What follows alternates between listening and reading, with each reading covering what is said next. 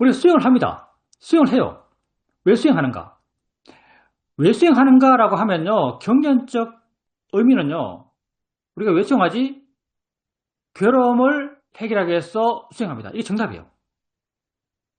불교는요, 이것 하나밖에 없어요. 괴로움을 해결하기 위해서 수행합니다.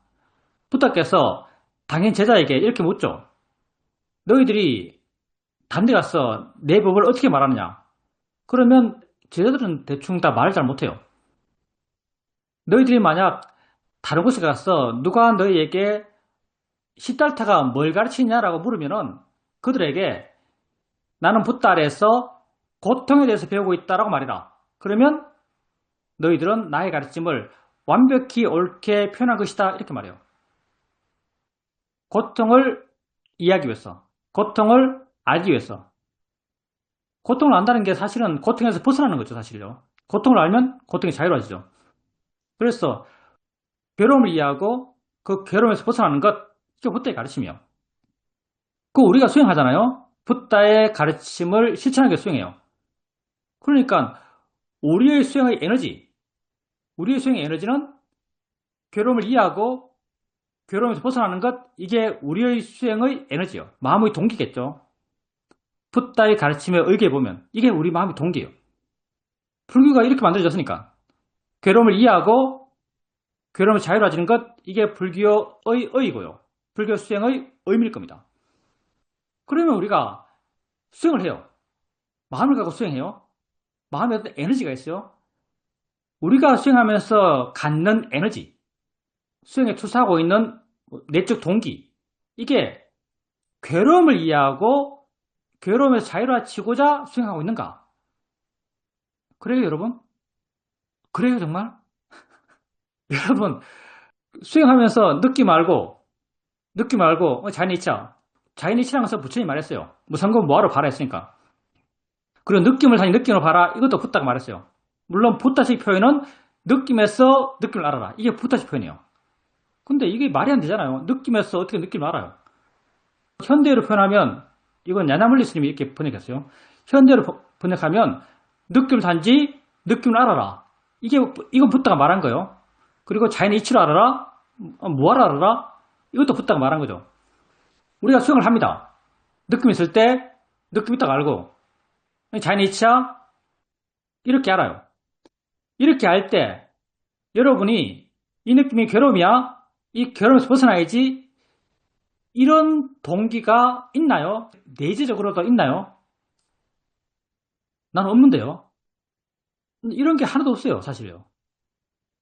나 느낌 알고, 소리 알고, 생각 알고 하면서, 생각을 생각으로 알면서, 생각이지라고 하면서, 자연의 이치하라고 할 때, 내 마음의 동기가 뭘까요?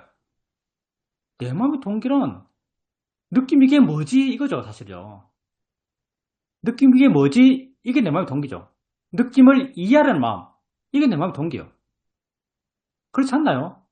느낌을 이해하려는 마음, 이게 내 마음의 동기입니다.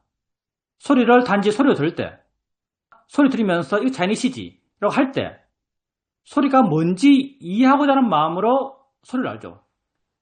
생각을 알면서 생각이지 라고 할 때, 생각이 뭔지를 이해하고자 하는 마음으로 생각을 알아요. 생각이 괴로움이다. 괴로움을 해결해야지. 이런 에너지는 거의 없다고 말할 정도인데요. 없다고 말할 수 있어요. 이해하고자 하는 마음으로 수행합니다. 근데 이런 말은 굉장히 안 나오죠. 이런 말은 굉장히 안 나옵니다. 본 바가 없어요. 근데 여러분이 수행할 때 어떻게 수행하세요? 우리가 불교의 교과서죠. 나 자신이 불교의 교과서입니다. 여러분이 수행을 어떻게 하세요? 여러분이 수행을 이런 마음으로 하지 않나요? 알고자 하는 마음으로 수행하지 않나요? 당연히 알고자 하는 마음으로 수행하죠. 이것 외에 있나? 괴로움을 이해하고 괴로움에서 벗어나는 마음으로 수행하나요? 그런 마음으로 수행하는 사람이 있나? 만약에 그런 마음으로 수행하는 사람이 있다면 굉장히 의도적으로 하겠죠. 굉장히 의도적으로 수행할 겁니다. 계속 그걸 마음에 떠올리고, 이거 괴로움이야? 어떤 사람은 이렇게 하기도 한다더라고요. 어떤 분 수행할 때. 이런 말 들었습니다. 위파사나 수행을 한다고 하면서 느낌을 알면서 사성질을 투사하면서 사성질 시각을 갖고 이거 괴로움이지? 왜 괴로움인가? 아, 내가 내 느낌을 집착하지? 고성제, 집성제죠. 이걸 집착이 없으면 자유로울 텐데 멸성제도 되겠죠. 어떻게 하면 집착이 없지? 아, 이건 뭐 자연이치로 봐야지. 이렇게 윗바사나 수행을 하라고 한다는 이야기를 들은 적도 있어요. 근데 너무나 인위적이죠. 너무나 인위적이에요. 이거 어떻게 자연스럽게 되겠어요? 네 가지 방식으로 자기 일어남을 알아갈 때 이게 어떻게 자연스러울 수 있겠어요? 실제 경전에서는 괴로움의 이해, 괴로움부터의 자유로움, 이게 불교의 목적이고 우리 수행의 목적이라고 말하고 있습니다. 근데 수행은 실제 그런 에너지를 안 해요. 수행은 관심 에너지를 합니다. 수행은 관심의 에너지를 해요. 알고자 하는 마음으로 해나갑니다. 왜냐하면 이게 자연스러우니까. 우리가 하는 수행의 대상이 우리가 모르는 거니까. 우리는요, 우리 자신에 대해서 거의 아무것도 몰라요. 우리는 우리 자신에 대해서 거의 아무것도 모릅니다. 내가 합리적으로 나를 봤을 때 난 언제 살지 하면 나는 현재 살아요. 누가 나에게 너 언제 살아? 라고 말하면 난 지금 살아 라고 분명히 말하겠어요. 그걸 알아 라고 한다면 알지 라고 말하겠어요. 근데 내가 진짜 아는가? 나의 존재라는 것이 오직 지금 이 순간에 있다. 상식 같은 이야기지만 나의 존재라는 것이 지금 이 순간에 있다. 이걸 내가 정말 아는가? 사실은 모르죠. 사실 몰라요. 왜? 난 어제 때문에 괴롭고요. 내일 때문에 불안해요.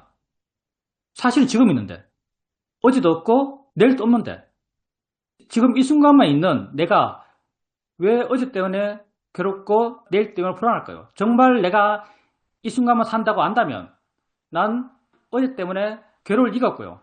내일 때문에 불안할 리가 없어요. 우리는 우리 자신을 모르죠. 거의 몰라요. 다 안다고 생각할 뿐이지. 그러니 내가 느낌을 알겠어요? 내가 소리 들음을 알겠어요? 내가 봄을 알겠어요? 우리는 모르는 것을 대상으로 수행하고 있습니다. 뭐 이렇게 표현할 수 있겠죠. 우리는 모르는 것을 대상으로 수행하고 있습니다. 그러면 이 모르는 것에 대해서 계속 알아가고 계속 알아침해 나가면서 자연스럽게 마음에는 내가 모르는 게 드러나니까 거기에 대해서 알려는 마음이 생길 거예요. 알려는 마음은 굉장히 자연스러워요. 내가 모르는 거니까. 내가 그 자체에 가까워지면 가까워질수록 알고자 하는 마음, 궁금해하는 마음이 자연스럽게 생길 거예요. 이건 자연스러워요. 그리고 나중에는 내가 이런 궁금함, 수행 과정에서는 이런 궁금함도 내가 억지로 일으키기도 합니다. 느낌 뭐지? 어떻게 느끼지? 마음이 뭐야? 어떻게 알지? 이것 다 이런 궁금함을 일으키기 위한 우리 수행적 방편들이죠. 근데 내가 정말 나를 있는 그대로 안다면 이런 관심을 내가 의도적으로 일으키려 하지 않아도 관심이 그냥 있을 거예요. 왜? 내가 알아채하는 게 내가 모르는 거예요. 근데 내가 모르는 건데 이게 내 자신이에요. 관심이 안 생기겠어요? 나의 수행 대상은 나 자신이에요. 나는 지금 현재 일어나고 있는 알모 일어남들이죠. 난 그걸 알아채면 해요. 근데 난 그걸 몰라요. 관심이 안 생기겠어요? 관심이 생길 수밖에 없을 겁니다. 그럼 이런 관심은 내가 의도적으로 일으킨 관심일까요? 이런 관심은 자연스럽게 마음에서 우러나는 관심이에요. 그렇게 됨으로써 우리가 수행해서 나의 의지가 줄어 들어가요. 내가 수행을 하려 하지 않아도 돼요. 하려 하지 않아도 되는 수행이 돼요. 하는 수행이 아닌 되는 수행이 되죠. 왜? 관심이 있으니까. 관심이 있으면 마음이 거기 가고요. 거기 가면 그게 알아차림이에요. 관심이 있으면요, 저절로 마음 물러나요. 관심의 대상에 달라붙지가 않아요. 관심이라고 하면요, 이미 객관성을 띠고 있죠. 그럼 관심이 있으면 마음의 고요함은 이미 확보된 거죠. 이렇게 관심을 통해서 내 마음이 점점 좋아져 갑니다. 알아차림이 자연스럽게 함께하고, 고요함이 자연스럽게 함께하고, 관심과 지혜죠. 지혜가 자연스럽게 함께하고, 마음의 에너지, 이게 노력이죠. 마음의 에너지가 자연스럽게 함께하고, 그리고 그렇게 하고 있는 것이 옳음에 대한 내 스스로의 느낌. 이게 신심이죠. 신심 자연적인 한계예요. 이렇게 수행하는 마음의 힘이 점점 좋아져 갑니다. 점점 수행해서 내가 하는 역할, 나의 노력의 부분이 점점 작아져 가죠. 하는 수행이 아닌 되는 수행이 되나가요. 이렇게 수행이 되어 가다 보면 수행하는 마음이 점점 좋아져 가면서 알아진 것에 점점 마음이 자유로워지고 가벼워지고 객관적이 되고 지켜보게 되고 그러면 거기에 대한 이해가 생겨나죠. 그 이해를 부탁해서는 일어남이 무상하다, 일어남이 무하다, 일어남이 고다 이렇게 무상고 무하로 그 이해를 설명하셨어요. 이렇게 우리가 일어남의 특성들, 일어남의 일반적 특성들을 이해하면서 조금씩 일어남이 만들어냈던 그런 관념들, 아름답다, 추하다, 예쁘다, 뭐 벽이다, 노랗다, 빨갛다 하는 그런 일어남이 만드는 관념들, 그런 관념에 대해서 지금까지 일어났던 그런 화와 욕심의 마음이 힘을 잃어가요. 실제를 알아가니까 관념에 대해서 마음이 점점 반응하지 않아져 가는 거죠. 그래서 결론적으로는 괴로움의 문제가 해결됩니다. 결론적으로는. 그렇지만 수행의 에너지는 관심이에요. 여러분의 수행의 에너지는 관심입니다. 관심은 어떻게 생길까요? 제가 기존 보면 맨 처음 하는 말이죠. 우리 수행하는 마음의 기본적 에너지는 관심이라고. 관심은 어떻게 생길까요? 관심이 생기게 하는 가장 전통적인 방법 뭐냐면요. 계속 알아가면 됩니다. 계속 알아가면. 정말 전통적이에요. 다른 거 필요 없어요. 여러분이 느낌, 소리, 생각, 맛, 냄새, 봄, 느낌, 생각, 삶의 경험들을 계속 알아가요. 끊임없이 알아가요. 계속 알아가고 끊임없이 알아가다 보면요. 마음은 점점 그런 것에 대해서 물러납니다. 그런 것에 대해서 마음이 가벼워져요. 정말 계속 알아간다면.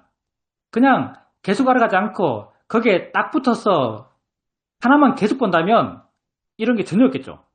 근데 일어나는 것은 무수하게 계속 일어나요. 무수하게 일어나는 것을 무수하게 알아가요. 무수하게 일어나는 것을 무수하게 알아가다 보면요. 마음은 물러날 수밖에 없어요. 마음은 가벼워질 수밖에 없어요. 마음은 객관성을 띌 수밖에 없어요. 이렇게 마음이 물러나고 가벼워지고 객관성을 띈 마음, 이게 우리 수행에서는 좋은 마음이죠. 이렇게 계속 알아가다 보면 마음이 조금씩 좋아져 가면서 자기도 모르게 관심이 생깁니다. 느낌 알면서 느낌에 대한 관심, 소리 알면서 소리에 대한 관심, 생각 알면서 생각에 대한 관심, 이런 관심이 조금 생겨나요. 이게 정말 전통적인 관심이고요. 이게 바른 관심이라고 할 수 있어요. 부다께서는 아마 이런 관심을 요구하셨겠죠. 근데 방편적 관심을 갖기 위해서는 뭔가 좀 알아야 돼요. 그래서 필요한 게 뭐냐면요. 여러분이 본문집을 좀 많이 읽는 게 필요합니다. 책을 읽을 때 책 가운데 다른 책들, 뭐 철학책들, 정신무수학들, 내지는 뭐 신경과학, 뇌과학 아무 필요 없고요. 우리가 연관돼 보이기도 하지만 사실 아무 필요 없고요. 시험에서 나온 시험인 책을 읽으십시오. 물론 목적이 있죠. 수행을 위해서요. 우리가 하고 있는 이 수행을 위해서. 우리가 하고 있는 이 수행을 위해서는요. 다른 책 아무 의미가 없고요. 심지어 경전까지도 별로 의미 없어요. 경전은 뭐 갖다 붙이면 다 붙겠지만 직접적으로 확 와닿지 않기 때문에 별로 의미 없어요. 이 수행을 위한다면 시험인에서 나온 시험인 법문집을 읽으십시오. 거기에 수많은 설명들, 수많은 나에 대한 설명들, 수많은 수행에 대한 설명들, 지혜에 대한 설명들이 있어요. 그런 게 다 여러분 마음이 양식이 됩니다. 그리고 이게 자꾸 사회 가다 보면요. 알아차림과 함께, 실천 수행과 함께 사회 가다 보면요. 자연스럽게 책에서 읽었던 것, 내지는 본문으로 들었던 것, 그런 게 여러분 마음에서 자연스럽게 생기면서 수행 실천에 조금씩 스며들어가요. 그 스며든 게 하나같이 다 관심의 모습으로 스며들어갑니다. 이런 것도 여러분이 마음에 사에 가야 되고요. 가장 인위적이고 가장 직접적으로 관심을 일으키는 것은 관심의 내용을 생각해 주는 거예요. 느낌 알면서 어떻게 느끼지? 느낌이 뭐야? 이렇게 하면요. 관심이 생깁니다. 여러분 마음의 힘이 좀 좋다면. 느낌 알면서요. 단지 그냥 암 없이, 느낌에 대한 알아침 없이 생각으로 느낌 이게 뭐야? 어떻게 느끼지? 이런 건 별로 의미 없고요. 항상 생각은 수행과 동반해서 하는 겁니다. 느낌 알면서 느낌이 뭐지? 어떻게 느끼지? 어디 있는 거지? 이렇게 하면 자연스럽게 마음에 느낌이 있다는 것에 대한 관심이 생깁니다. 소리 들으면서 저 어떻게 들려? 소리가 뭐지? 소리가 뭐지? 하면 궁금해요. 왜 모르니까. 사실은 몰라요. 소리가 뭐지? 소리가 뭐예요? 소리가 뭐지? 이게 어떻게 들리지? 여러분 마음이 좋으면요. 이게 궁금해요. 생각하면서 생각이 뭐지? 어떻게 생각하는 거야? 어디 있는 거야? 라고 하면 이게 궁금해요. 이렇게 의도적으로나마 일으킨 관심이 있는 것, 이게 수행에 큰 힘이 됩니다. 가장 기본적으로는요.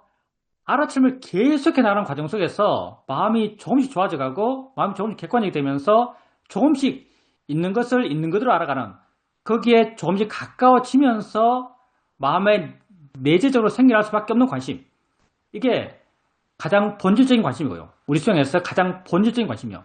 뭔가 이해했기 때문에 생기는 관심이요. 근데 많은 경우 내가 뭘 알았기 때문에 이런 관심이 생긴 걸 몰라요. 그냥 알아서 계속해 나가다 보면 수행하는 마음이 자연스럽게 좋아지고 있죠. 수행하는 마음이 좋아진다는 게요. 좀 더 느낌을 다니는 느낌으로, 느낌을 좀 더 있는 그대로, 소리를 좀 더 있는 그대로, 생각을 좀 더 있는 그대로 안다는 말이에요. 근데 내가 옛날보다 느낌을 좀 더 있는 그대로 아는가? 소리를 좀 더 있는 그대로 아는가? 생각을 좀 더 있는 그대로 아는가를 몰라요.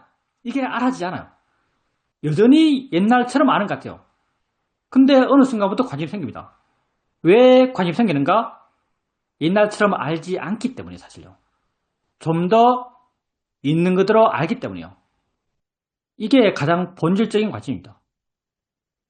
그리고 책을 통해서 문해와 사이죠. 우리가 이걸 문해, 사이 이렇게 불러요.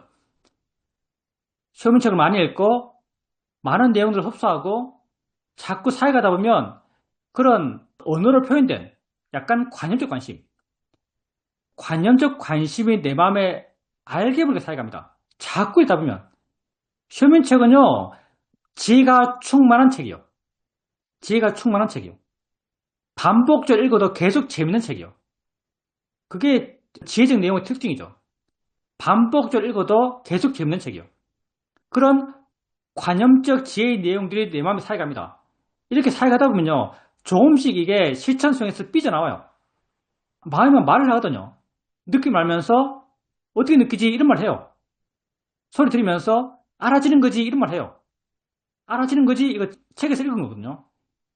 알아지는 거지라고 이런 말 해요. 이런 말 할 때 이런 말 내가 하는 게 아니에요. 마음에서 저절로 생겨나요. 이런 말이 생겼을 때 내 마음이 자연스럽게 그 방향으로 치우쳐요. 그 방향으로 향해요. 그러면서 그 이해가 좀 더 강해지죠. 그래서 법문을 듣고 법문집을 읽으면서 마음에 살갔던 그런 어떤 관심의 내용들, 그런 것도 여러분이 많이 사둬야 됩니다. 그리고 실천 수행에서는 아주 직접적으로 질문하는 거죠. 어떻게 느끼지? 느낌 뭐야? 보네? 어떻게 보지? 봄이 뭐야?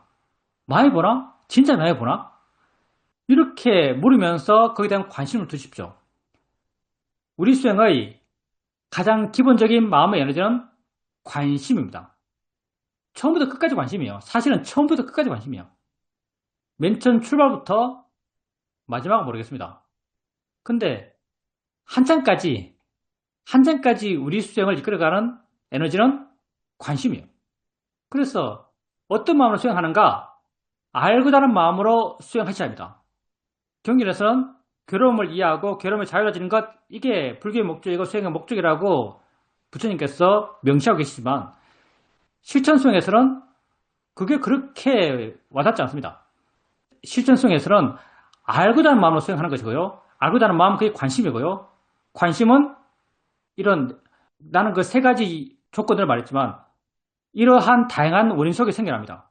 그래서 항상 수행할 때 관심을 가지려고 하십시오. 이게 가장 기본적인 우리의 에너지예요. 나를 이해하는 거예요. 근데 나는 몰라요. 내가 나를 있는 그대로 알면 알수록 관심은 저절로 생기고요. 관심은 굉장히 자연스러운 거예요. 뭐 괴로움을 해결하는 것 굉장히 억지스럽지만 관심은 굉장히 자연스러운 거예요. 느낌이 알아지잖아요. 근데 난 느낌을 몰라요. 관심이 안 생기겠어요? 소리가 들려요. 근데 난 들림이 뭔지 몰라요. 관심이 안 생기겠어요? 생각이 계속 일어나요. 근데 난 생각이 뭔지 몰라요. 관심이 안 생기겠어요? 관심은 내가 일으키려 하지 않아도 제대로 내게 일어나는 것을 알게 되면 관심은 저절로 생기고요. 관심이 있으면 다른 모든 것은 다 따라옵니다. 그래서 수행의 가장 근본적인 에너지는 관심이라고 할 수 있고요. 수행에서 항상 관심을 가지려고 하셔야 됩니다. 질문입니다. 수영을 하면서 일어나고 사라지네, 이게 이해가 되었습니다. 어떻게 이런 얘기가 생겼지? 라고 돌아봐도 내가 그렇게 열심히 하는 것도 아니고 그냥 뜨뜻미지근하게 수행하고 있는데 이런 얘기가 생겼습니다. 아마도 계속 수행했기 때문에 이런 생멸에 대한 이해가 생겼다라고 생각합니다. 한 일주일 정도 허리가 안 좋아서 자선하지 못하고 있습니다. 그래서 와선을 하게 되는데 와선을 하게 되면 또 쉽게 맹해지고 졸립니다. 맹하고 졸리면은 다시 마음을 깨우고 수행해야지 라고 의지를 일으키고 그렇게 또 수행합니다. 수행이 잘 된다란 말은 못하겠지만 그렇게 계속 그 순간 내가 할 수 있는 만큼 수행하려고 애를 쓰고 그렇게 해 나가고 있습니다. 이런 수행적 실천 속에서 수행하면서 그렇게 일어나고 사라지네 라는 것에 대한 이해 또한 생긴 것 같습니다. 잘하고 계십니다. 그렇게 하는 거죠. 할 수 있을 걸 하면 됩니다. 뭐 모든 게 상으로 옵니다. 좋은 점이 있고 나쁜 점이 있어요. 이제 와선을 열심히 하셔야겠네요. 와선이 수행 자세 가운데 최고 자세입니다. 와선을 잘할 수 있는 에너지는요, 관심이요. 와선은 관심 없이 할 수가 없어요. 와선은 관심 없이 할 수가 없습니다. 좌선은 관심이 없어도 마음의 힘만으로 가능해요. 뭐 하려고 하면 또 가능하고요. 그리고 좌선은 그 자세를 유지하기 위해서 에너지가 필요하기 때문에 그 에너지가 마음을 깨워요. 자세를 유지하려는 에너지가 마음도 깨워요. 그래서 좌선 가능해요. 근데 와선은 그 자세를 유지하기 위한 마음 에너지가 하나도 필요 없어요. 하나도 필요 없기 때문에 자세를 유지하려는 에너지가 필요 없기 때문에 그 에너지가 마음을 깨우는 역할도 안 해요. 그러니까 와선 때 마음이 깨어있는 것은 오직 관심의 에너지로만 깨울 수 있습니다. 관심의 에너지. 무엇에 대한 관심이니까? 현재의 일어남에 대한 관심이죠. 현재 나의 삶에 대한 관심이요. 이게 우리가 와선을 잘 못하죠, 사실요. 뭐 관심이 약하기 때문일 수도 있고요. 안 해봤기 때문일 수도 있어요. 안 해본 것에 대해서 우리가 능숙하지 못해요. 그래서 지금 수행자님께서 허리가 좀 이상하니까 와선을 해야 되는 상황이고요. 와선을 해야 되는 상황이 수행자님에게 복이 될 수 있습니다. 수행자님에게 아주 좋은 기회가 될 수 있어요. 좌선 못해서 불리한 것만큼 와선에서 유리한 게 있는 거죠. 다 상으로 오는 거예요. 그래서 와선하시면서 관심을 두려고 하시고 관심을 일으키려 하시고 관심이 유지되도록 해보십시오. 현재 일어남에 대한 관심이요. 그렇게 해서 관심이 있다면 와선 상태가 좌선보다 훨씬 더 좋은 수행의 상태일 수 있습니다. 그래서 와선을 열심히 하십시오. 그리고 수행할 때 어떤 이해가 생겼는데 그 이해가 왜 생겼는가? 하려 하지 않았기 때문에 생겼다. 이 말도 맞는 말이에요. 하려 하지 않았다는 말은 뭐 수행 안 했단 말이 아니고요. 하려 하지 않아도 수행이 됐단 말이죠. 내가 수행하려 하지 않아도 마음이 알아서 수행했단 말이에요.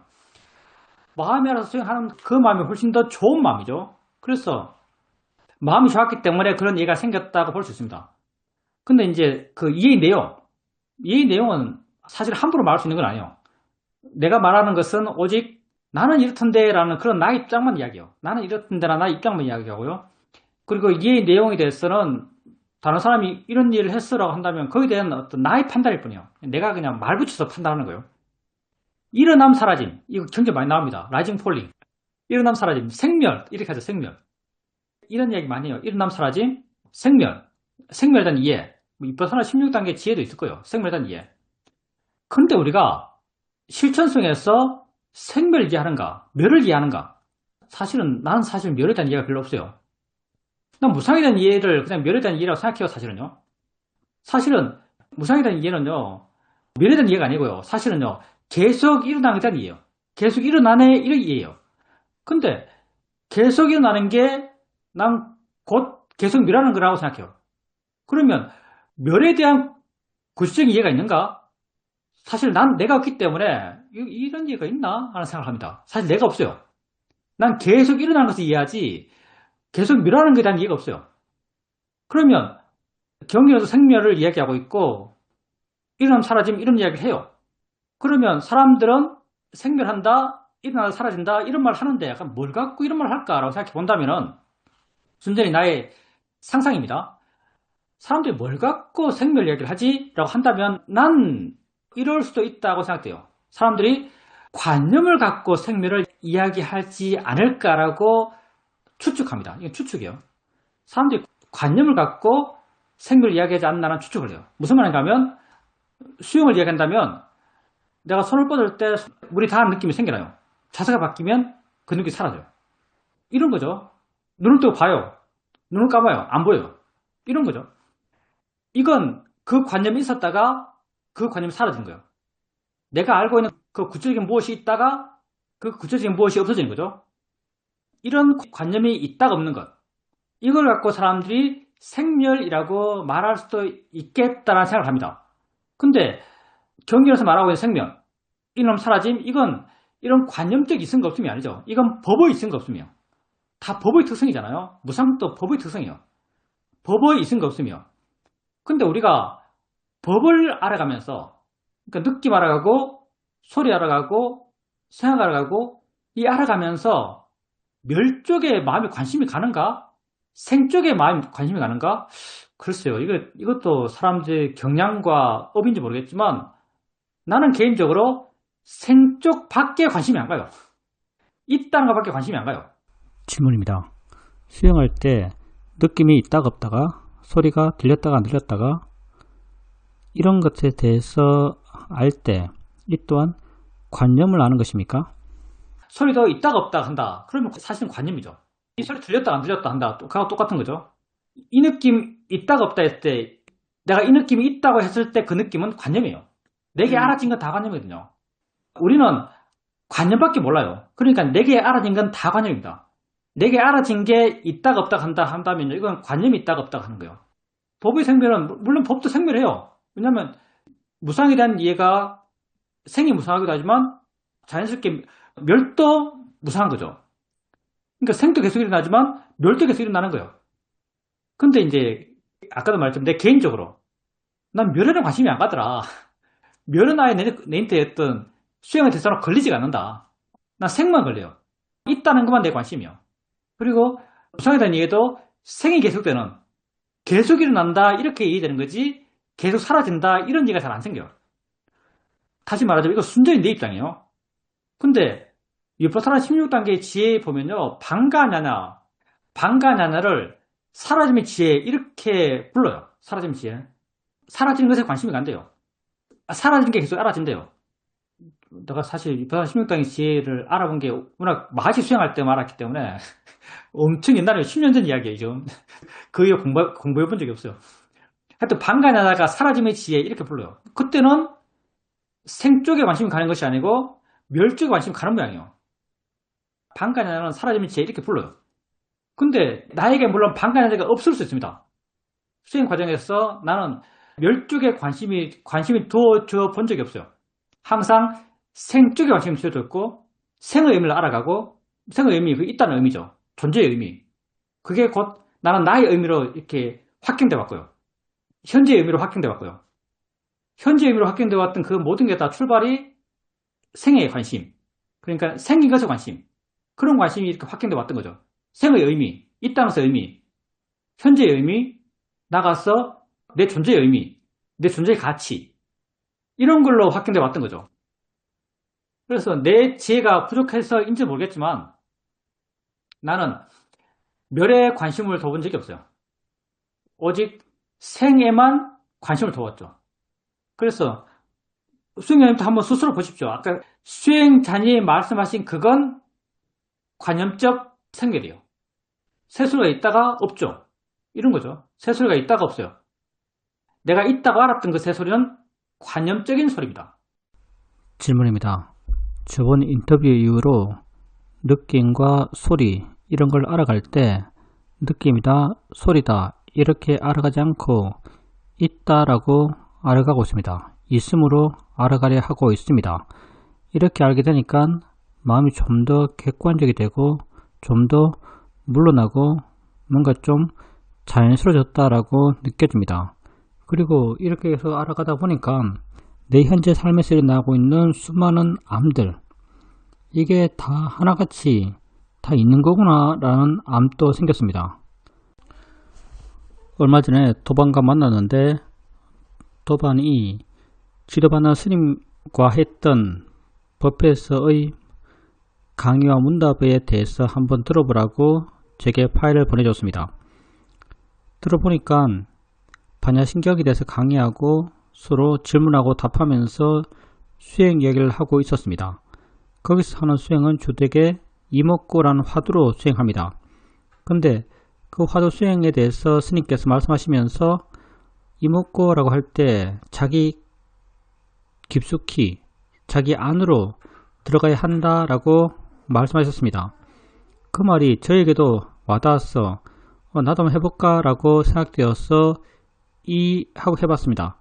목고라고 하지도 않고 그냥 이라고 하니까 순간 내 안으로 오고 내가 수행했을 때 생겼던 그런 많은 이해들이 내 옆에 와 있고 나에 대해서 관심도 아주 강해졌습니다. 그래서 이목고라는 이런 화두들이 의도적으로 내 노력으로 나에 대한 관심을 아주 크게 하는 것이구나, 크게 할 수 있겠구나 라는 이런 생각이 들었습니다. 아주 재밌는 생각인데요. 그렇게 안 돼요. 이목고라고 하잖아요. 이목고. 수행자님이 이목고라고 하면 이 할 때 벌써 마음이 경향이 이렇게 확 쏠리면서 자기에게 들어오면서 관심이 확 생겨나요. 수행자님께서 왜 관심 생기는가를 아셔야 돼요. 왜 관심 생길까? 이목고 하면 왜 관심 생길까?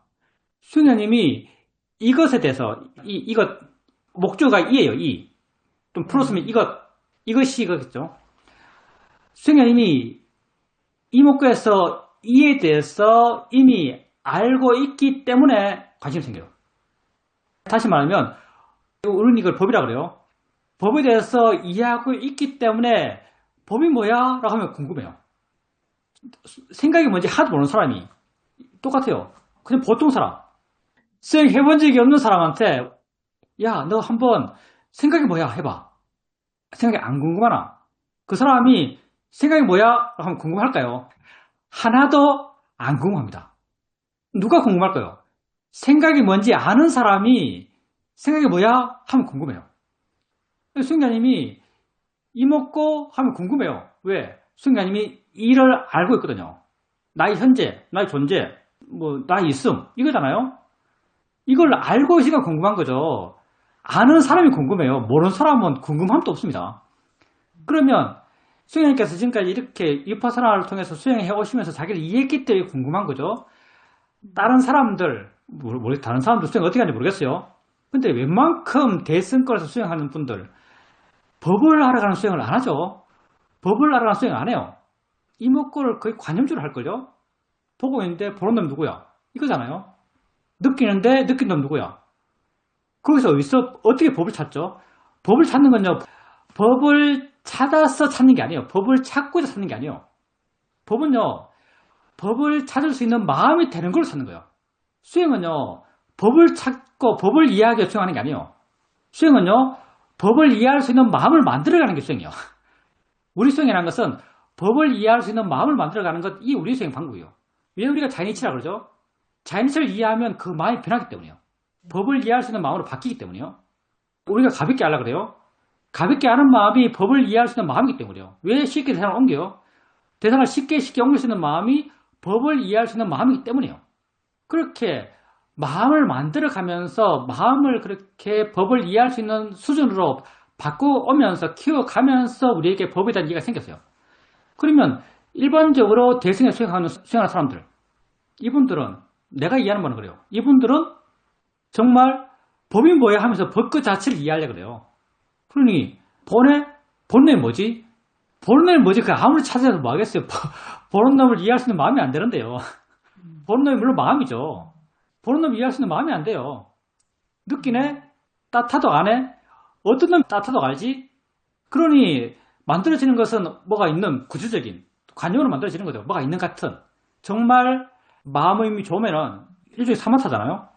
이렇게 이목구 계속 해나가다 보면 사마타가 강해져요. 정말 사마타가 강해지면요.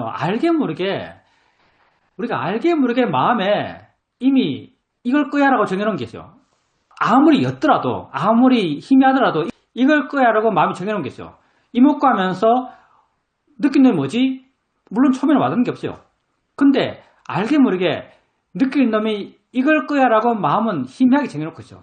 생각하는 놈이 뭐지? 하면 알게 모르게 마음은 생각하는 놈이 이걸 거야 라고 희미하게 정해놓고 있어요. 근데 사마디가 아주 강해지면요. 이게 아주 구체적으로 드러납니다. 자비심이 뭐지? 잘 모르겠죠. 자비심이 마음이 어떻게 작용해? 잘 모르겠죠. 근데 여러분 자비를 많이 들었고요. 자비가 이런 거야 라고 대충 그림을 그리고 있어요. 마음의 힘이 아주 좋으면요. 자비심 하면 자기 생각한 자비심이 마음에 드러납니다.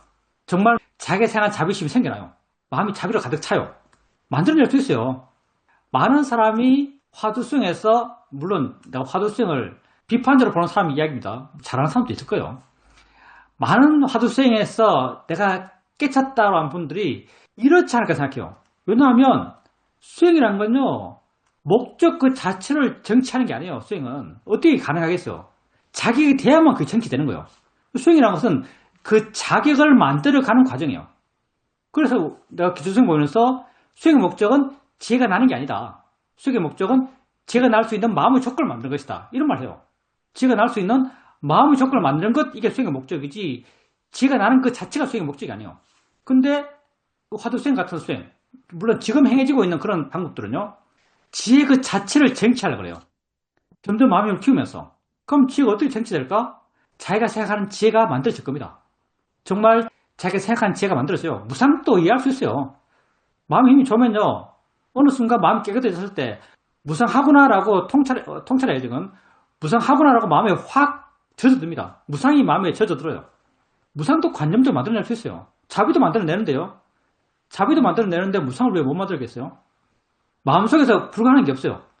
왜냐하면 우리에게 알게 모르게 자비가 뭔지, 무상이 뭔지, 무아가 뭔지, 고가 뭔지 이게 다 어느 정도 희미하게 마마의 형태를 띠고 있거든요. 미얀마에서 수행할 때 구체적으로 말합시다. 우리는 뭐 까놓고 말하는 그런 분위기니까. 마지 수행을 해요. 마지 수행이 위파사나죠. 자기도 위파사나 그래요. 위파사나 성향이 엄질 않아요. 근데 사마타 성향도 굉장히 강하죠. 보고 싶은 걸 봐요. 뭐 배밖에 안 보잖아요. 배에서 찾으려는 것도 단순해요. 이름 사라지면 보려고 그래요. 보고 싶은 걸 보는 것, 이게 사마타죠. 마지 수행에서 가장 특징적인 것, 마지 수행의 지혜에 있어서 가장 특징적인 게 뭐냐면요. 고위단 취업이에요. 고위단 취업. 이 사람들 위파사나 16단계 지혜를 다 같이 가거든요. 거기서 고위단 지혜를 어떻게 체험하는가? 고위단 수행 과정의 체험을요. 정말 지극한 괴로움을 느끼면서 지나갑니다. 지극한 괴로움을 느끼면서 지나가요. 한 사람 같은 경우는 인도네시아 수행자였는데 나 상당히 친했어요. 이 사람은 마시에서 수다원 인정을 받은 사람이죠. 자기 고위단 체험을 이야기해요. 무슨 말을 하냐면 이렇게 표현했어요. 눈을 뜨면 세상은 정상이고 눈을 감으면 모든 게 나를 괴롭힌다. 내가 너무나 괴로워서 수행을 못할 것 같았다. 사이도한테 수행을 내가 못하겠다. 너무 괴로워서 수행을 못하겠다 말했다. 그러니까 사이도께서 껄껄껄 웃으시면서 아무것도 아닌 것처럼 아주 하찮은 것처럼 야 그거 보름이면 지나가 이렇게 말씀하셨다. 그래서 내가 사이도의 말을 듣고 거기에 의지해서 그렇게 괴롭지만 정말 너무나 괴롭지만 계속 수행을 할 수 있었다. 그러니까 정말 그러니까 보름 지나니까 그 괴로움이 사라지더라. 이런 말을 했고요. 지극한 괴로움을 실제로 느끼면서 지나가요. 한국 어떤 보살님은 그 괴로움을 어떻게 지나갔는가 하면요. 자기가 자기 몸을 보면서 더러운 꼴을 다 봤다 이렇게 말해요. 더러운 꼴. 혐오감이 마음에서 자기에 대한 혐오감, 자기 몸에 대한 혐오감이 엄청나게 올랐다고 해요. 너무나 혐오스러웠다고. 그걸 자기는 괴로움을 느꼈어요. 무슨 말인가 하면 하나같이 마시 수행해서 고를 체험하는 고에 대한 지혜를 경험하는 그 경험들은요. 지극한 괴로움을 실제로 느끼면서 지나가요. 근데 이게 맞나?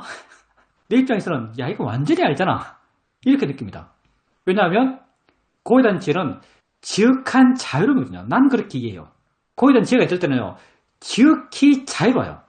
청룡 도론에는 고에 대한 괴로움을 이렇게 말하고 있죠. 강 건너에 집에 불이 났는데 난 강 건너편에서 보고 있어요. 보면서 아 참 괴롭겠네 이렇게 본다고 이렇게 설명하고 있어요. 그리고 내 실천적으로 내가 고에 대한 이해를 할 때는요. 너무나 행복한 거예요. 고에 대한 이해는 너무나 행복함이에요. 근데 마지수행에서는 고에 대한 지혜를 실제로 느끼는 지극한 괴로움으로 지나가요. 그럼 그 사람들이 왜 그렇게 지극한 괴로움으로 고에 대한 지혜를 경험할까라고 해본다면은 이렇게 말할 수 있는 거죠. 내가 했던 말. 고에 대한 지혜는 이런 걸 거야. 라는 걸 알게 모르게 자기 마음에 염두에 두고 있을 거예요. 자기는 모르지만. 근데 사마디에 강하면 그게 드러나죠. 그 드러나는 게 고에 대한 지혜를 정말 지 없는 사람이 고에 대한 지혜를 어떻게 염두에 두겠어요. 지 없는 사람은 하나같이 100이면 100다 고에 대한 경험을, 고에 대한 지혜를 지극한 괴로움 그 자체, 괴로움을 경험하는 것 이런 방향에서 세팅을 할 겁니다. 마음이 알았어. 그러니 그렇게 경험하는 거예요.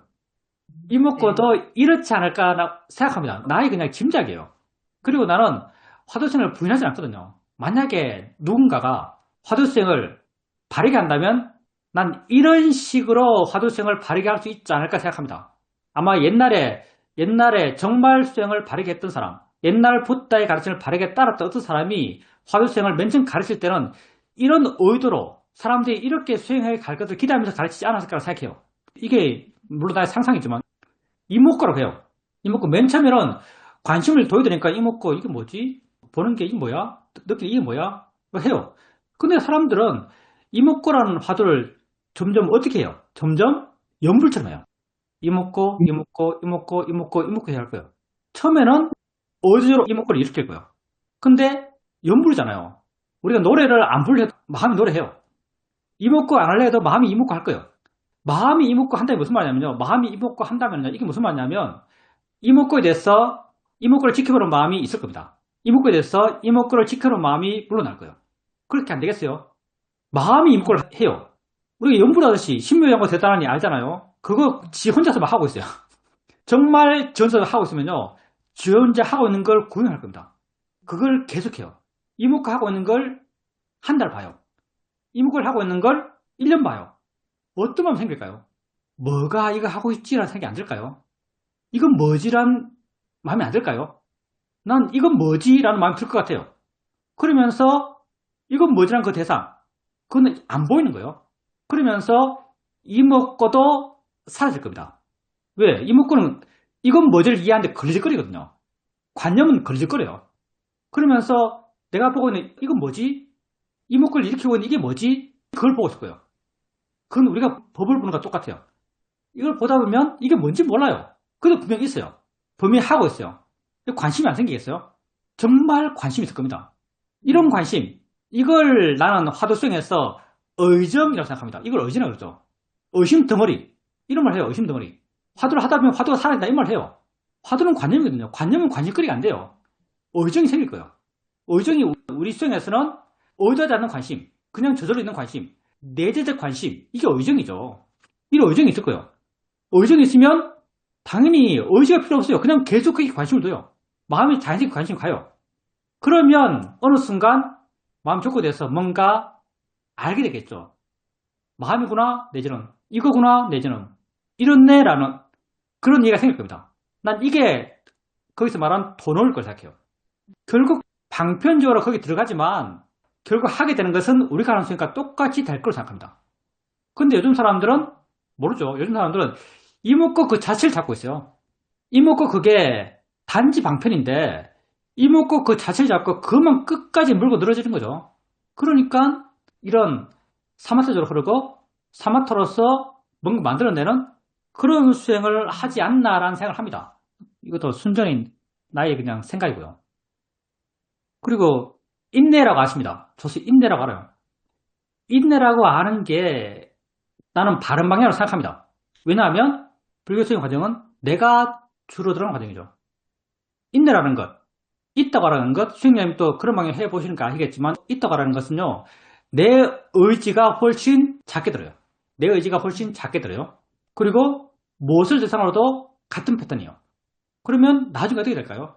나중에 수행자님이 수행하려 하지 않아도 그냥 그렇게 볼 거예요. 수행자님이 수행하려 하지 않아도 대상들을 그냥 있는 걸로 알아갈 거예요. 왜 있는 걸로 알아가는 것은 자연스러우니까. 수행자님 의지가 필요 없으니까. 그리고 있는 걸로 알아가면서 거기에 관심도 함께 있을 거예요. 그러면서 그게 진행되겠죠. 수행자님에게 마음에 어떤 동요도 없어요. 그냥 있는 거니까. 느낌은 느낌대로, 소리는 소리대로, 생각은 생각대로 알면요. 끊임없이 마음은 동요예요. 위치를 바꾸고, 방향을 바꾸고, 의미를 바꿔가요. 마음은 끊임없이 동요예요. 알게 모르게 동요할 수밖에 없어요. 근데 모든 걸 있는 걸로 알아가요. 느낌도 있는 거고, 생각도 있는 거고, 소리도 있는 거예요. 마음이 동요잖아요. 똑같은 방식이니까. 마음이 한 점 허트름없이 계속 진행될 수 있어요. 거기에 관심도 함께 있어요. 그러면 수행자님이 어떤 순간 내가 제로인 상태로 과정을 진행하고 있는 그런 상태가 될 수밖에 없어요.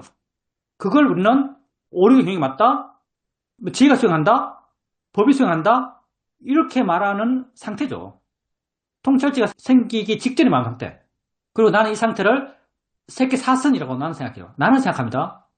내가 워낙 전통과 다른 이야기를 많이 하는 것 같아서 좀 이게 조심스럽긴 하지만 난 이걸 세계사선이라고 생각해요. 왜냐하면 세계사선이 뭐예요? 사선이 뭐겠어요? 사선은 자나를 이루는, 선을 이루는 두 가지 마음이 있어요. 그게 우백가와 에카가타예요. 우백가는 자유로운 마음이죠. 아무 상관없는 마음. 에카가타는 심일경성이죠. 하나의 마음.